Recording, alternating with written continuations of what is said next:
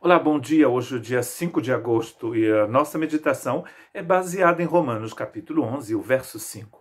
Assim, pois, também agora, nesse tempo, ficou um resto segundo a eleição da graça. Um resto segundo a eleição da graça. Esse texto maravilhoso de Paulo, ele segue a pergunta que ele fez no início do capítulo 11. Digo, pois, porventura rejeitou Deus o seu povo?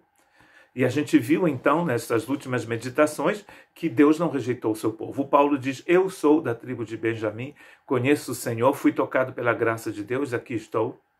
E também ele vai falar que Deus não rejeitou o seu povo, que ele conheceu antes, que amou antes, e por este povo Deus preparou um projeto maravilhoso. E a gente viu em Jeremias, no livro de Jeremias, que Deus não rejeitou o seu povo, não abandonou o seu povo, mas lhe propõe um tempo de restauração, que estamos vivendo, inclusive, desde que Cristo veio a este mundo. Uma nova etapa, uma nova época, uma época para dançar de alegria em meio a tanta tristeza e miséria. E aqui hoje o Paulo vai então estar citando o exemplo do profeta Elias. O profeta Elias, então um dos maiores profetas do Antigo Testamento, ele serve ao Senhor fielmente numa nação que rejeitou completamente o Senhor. Então, ao momento, ele tem um tempo de crise, de depressão, foge para o deserto e fica deprimido lá, querendo morrer. Escutem o que diz o texto de Romanos capítulo 11. Deus não rejeitou o seu povo que antes conheceu. Ou não sabeis o que a Escritura diz de Elias, como fala a Deus contra Israel, dizendo, Senhor, mataram os teus profetas e derribaram os teus altares, e só eu fiquei, e buscam a minha alma. Mas que lhes diz a resposta divina? Reservei para mim 7.000 varões que não dobraram os joelhos diante de Baal. 7.000 homens que não dobraram os joelhos diante de Baal. Eu quero morrer. O profeta está completamente deprimido. Mas Deus diz, Elias, você não é o único, eu tenho os meus 7.000. O que acontece antes? O que aconteceu antes, no final, indo para o final do ministério desse grande profeta, é que ele vai ter uma confrontação no Monte Carmelo contra 400 profetas de Baal, que vai durar o dia inteiro, é um grande desafio, fogo desce, fogo não desce, Deus faz descer fogo sobre o altar do profeta e os 400 profetas de Baal são mortos. Depois, Elias vai ter com o rei Acabe, e vai dizer para o rei Acabe que a chuva vai voltar. Já tem aproximadamente 3 anos que não chove. Elias vai profetizar e a chuva vai voltar sobre o país.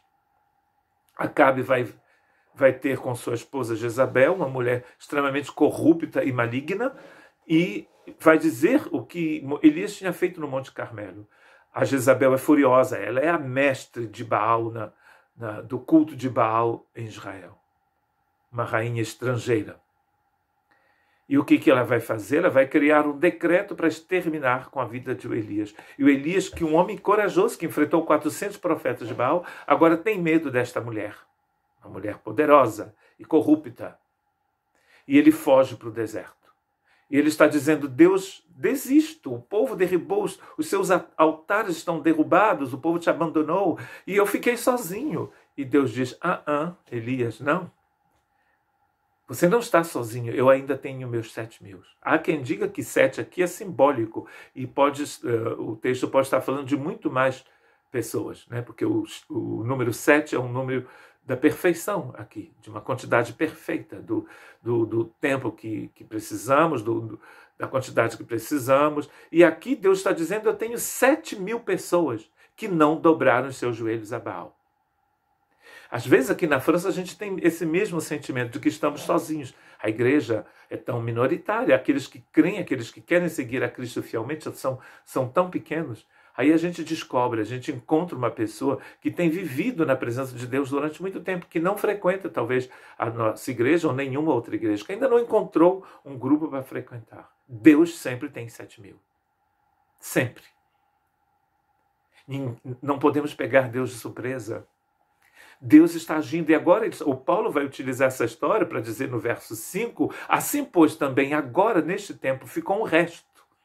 A gente vai ter que esperar mais ou menos um século depois de Elias para desenvolver a teologia do resto no livro do profeta Isaías, mas aqui a gente já vê a introdução desse resto.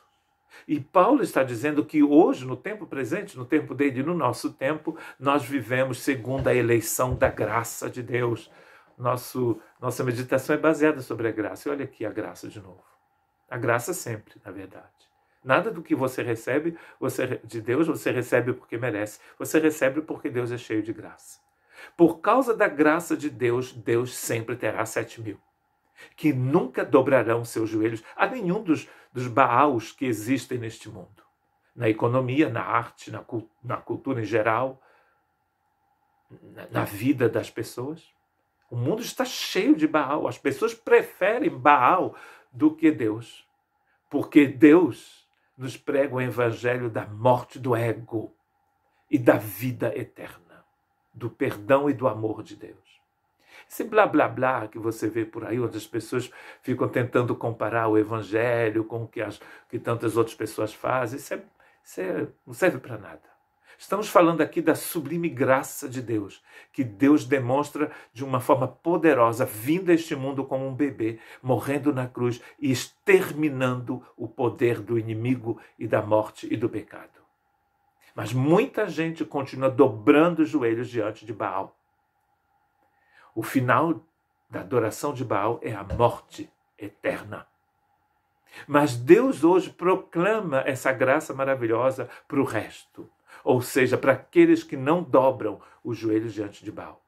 E se você é ministro do Evangelho, se você é um pastor, um missionário, e está desanimado hoje porque você, de repente, vive no lugar, as pessoas não querem saber de Jesus, cospem na cara do Cristo, rasgam a palavra do Senhor.